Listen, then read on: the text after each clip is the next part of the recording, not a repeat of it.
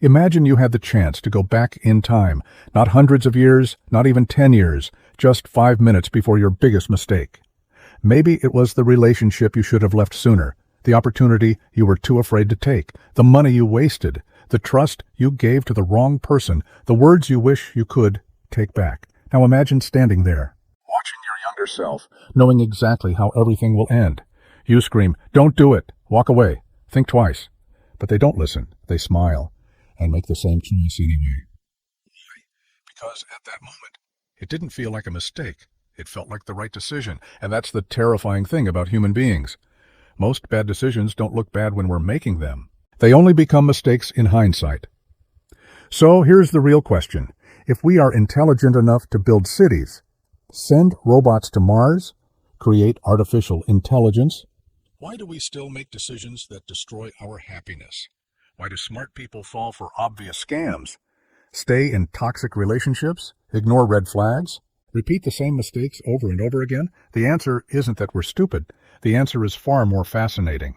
Because hidden inside your skull is a brain that was never designed to make perfect decisions. It was designed to survive, and sometimes those are two very different things. The biggest lie. We tell ourselves most people believe they are rational.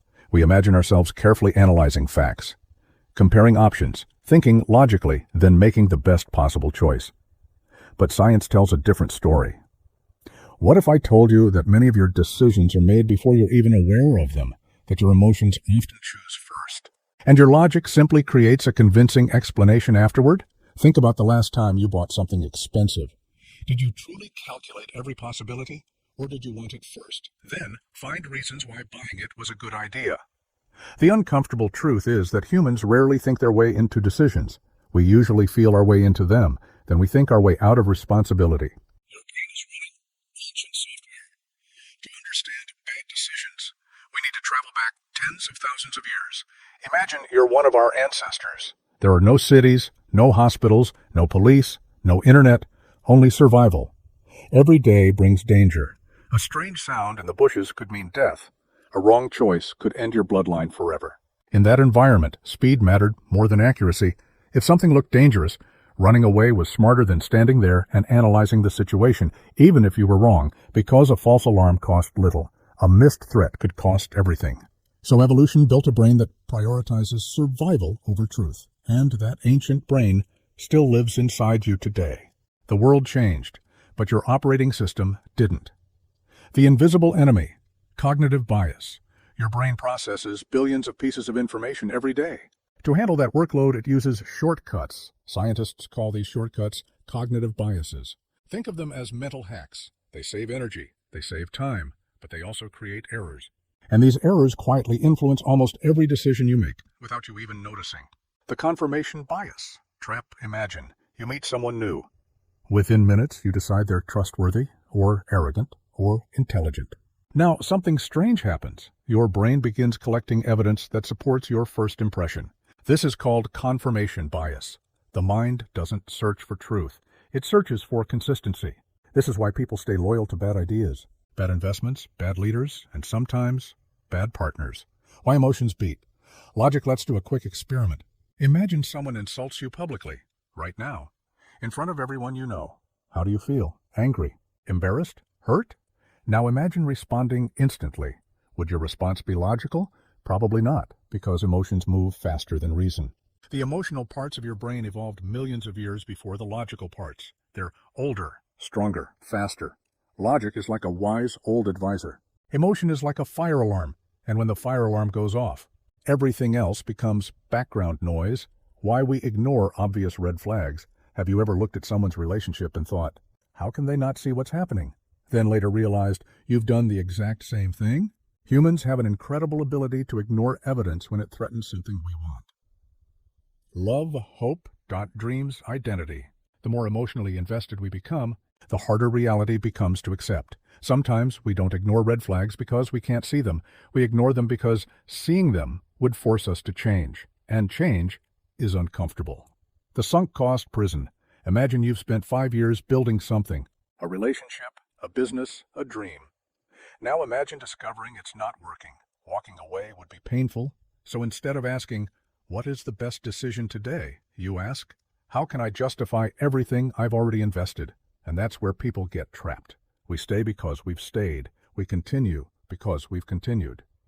The past starts holding the future hostage. Why smart people make stupid decisions.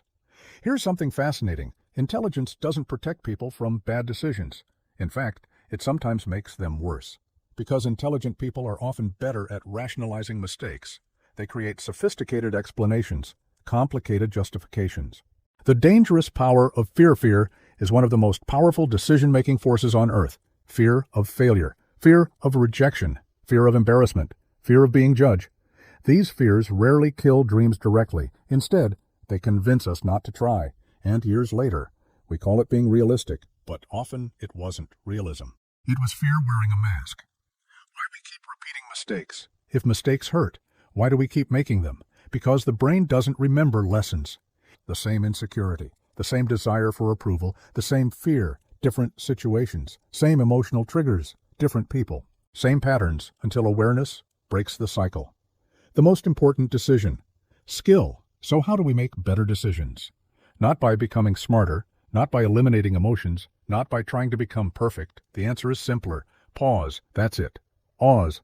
The space between impulse and action is where wisdom lives. Most bad decisions happen quickly.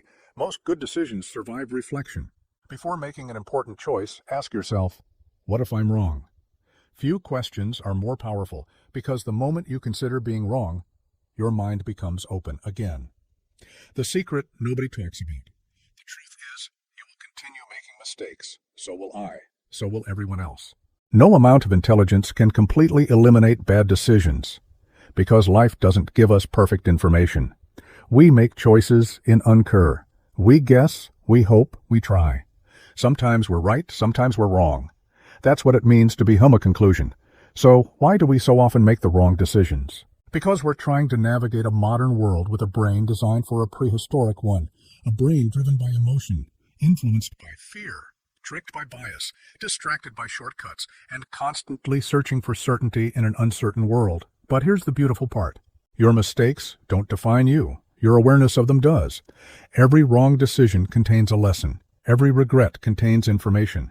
Every failure leaves behind wisdom for the person willing to learn from it. So, the next time you look back at a mistake and ask, making the best decision you could with the information, emotions, and experiences you had at the time.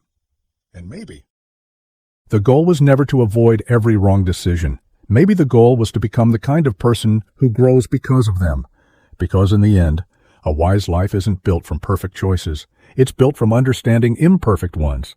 And that understanding may be the smartest decision you'll ever make.